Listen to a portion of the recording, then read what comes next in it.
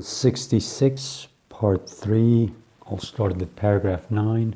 Just a reminder that Hamilton is defending the provisions of the Constitution that gives certain rights to the Senate of the United States.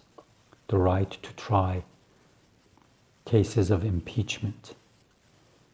The right to jointly with the president, with the presidential appointments and the Senate to give advice and consent to the presidential appointees for different posts in the United States.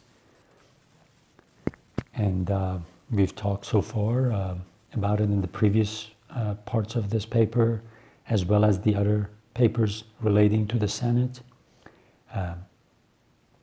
I hope that you're reading along with me, especially if it is the first time you're looking at the Federalist Papers. All right, I'll start with paragraph 9. If any further argument were necessary to evince the improbability of such a bias, it might be found in the nature of the agency of the Senate, in the business of appointments. It will be the office of the President to nominate, and with the advice and consent of the Senate to appoint. So the President nominates a person, and once the Senate gives its consent, then that person is going to be appointed, is going to actually hold the office. There will, of course, be no exertion of choice on the part of the Senate. They may defeat one choice of the executive and oblige him to make another, but they cannot themselves choose. The Senate doesn't choose the person that's going to be sitting in that office.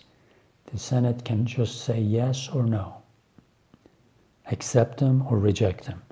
They can only ratify or reject the choice he may have made. They might even entertain a preference to some other person at the very moment they were assenting to the one proposed, because there might be no positive ground of opposition to him, and they could not be sure, if they withheld their assent, that the subsequent nomination would fall upon their own favorite or upon any other person in their estimation more meritorious than the one rejected. Thus, it could hardly happen that the majority of the Senate would feel any other complacency towards the object of an appointment than such as the appearances of merit might inspire and the proofs of the want of it destroy. A fourth objection to the Senate in the capacity of a court of impeachment is derived from their union with the executive in the power of making treaties. So another complaint is that, why are you letting the Senate, in combination with the President, to make treaties? Why should the Senate have this power? This, it has been said, would constitute the senators their own judges in every case of a corrupt and perfidious execution of that trust. After having combined with the executive in betraying the interests of the nation in a ruinous treaty, what prospect, it is asked, would there be of their being made to suffer the punishment they would deserve when they were themselves to decide upon the accusations brought against them for the treachery of which they had been guilty?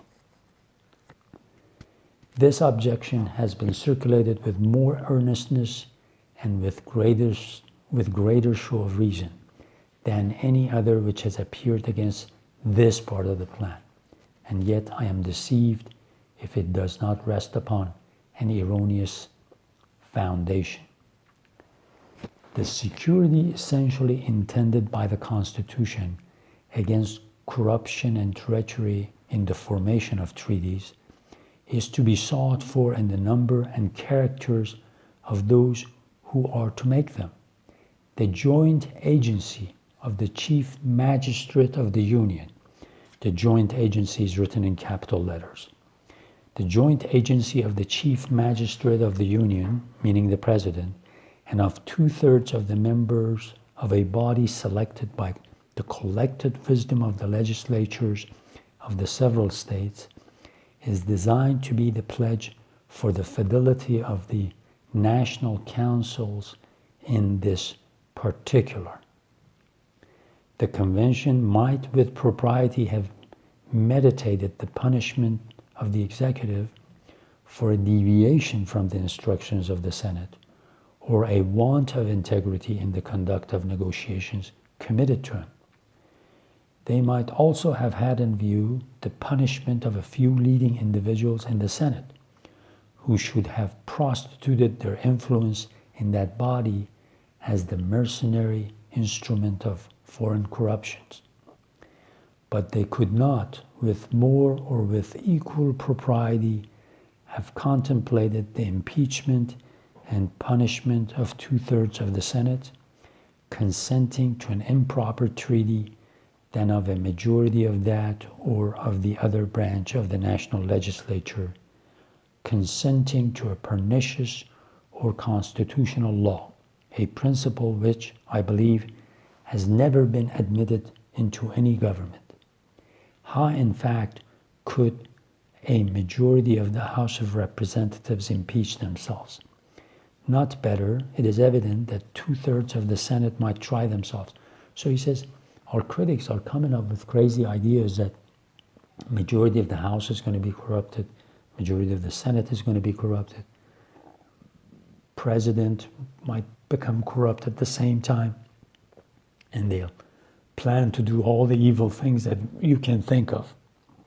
He says it's true that we have to be careful that the foreign nations won't find pedal influence inside the Senate, but yes, a few senators might get corrupted, but not 2/3 of the body, not 2/3 of the whole Senate. And yet, what reason is there that a majority of the House of Representatives, sacrificing the interests of society by an unjust and tyrannical act of legislation, should escape with impunity more than 2/3 of the Senate, sacrificing the same interests in an injurious treaty with a foreign power? The truth is that in all such cases, it is essential to the freedom and to the necessary independence of the deliberations of the body that the members of it should be exempt from punishment for acts done in a collective capacity. And the security to the society must depend on the care which is taken to confide the trust to proper hands, to make it their interest to execute it with fidelity, and to make it as difficult as possible for them to combine in any interest opposite to that of the public good. The last paragraph, so far as might concern the misbehavior of the executive in perverting the instructions or contravening the views of the Senate, we need not to be apprehensive of the want of a disposition in that body to punish the abuse of their confidence or to vindicate their own authority. We may thus far count upon their pride, if not upon their virtue.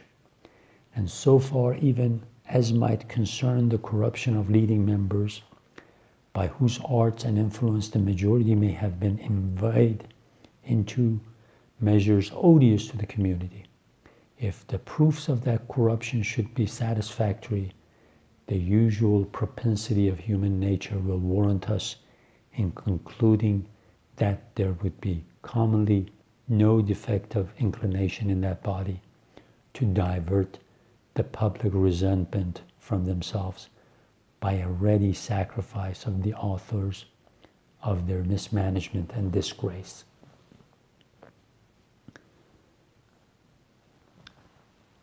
I hope you're taking a look at the lectures that I've mentioned on different websites, YouTube, C-SPAN, Library of Congress and other places, and are learning about American history while you're reading these Federalist Papers. That would be the best way of going about it. Start with Federalist 1, go all the way to 85, and when you read and look at the whole thing, it makes much more sense than if you were to just look at 3 here, 2 there, and just a few in between. It won't do the job. So it'll be good to go through the whole thing, and it will pay off. It'll be really rewarding.